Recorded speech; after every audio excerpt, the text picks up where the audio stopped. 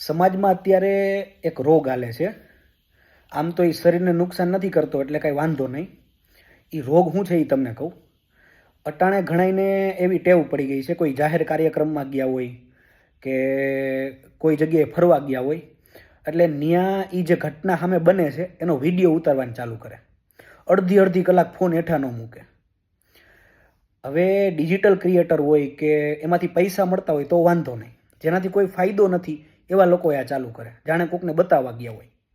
હવે તો ઓછું થઈ ગયું, નકર તો પહેલાં ઓલા અંકલ લોકો ક્યાંક ગયા હોય ને કંઈક હાલતું એટલે તરત ફેસબુક લાઈવ ચાલુ કરે. હવે આ રોગ શું કરવા છે એ તમને કહું. માની લો કે આપણે કોઈ સારી વસ્તુ ખાતા હોય અને ભેગા ભેગા મોબાઈલમાંય મથતા હોય, એટલે તમે જોજો એ જે વસ્તુ છે ને એનો મૂળ સ્વાદ છે ને એ તમને નહીં આવે.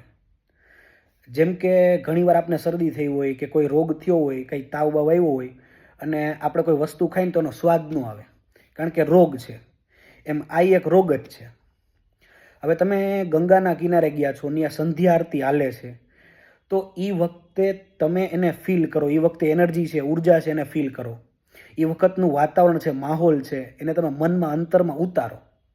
અને બદલે તમે મોબાઈલમાં વિડીયો ઉતારવાનું ચાલુ કરો છો, જાણે કોકને બતાવવા જ ગયા હોય એમ અને ભેગા સ્ટોર કરવા હોય એમ.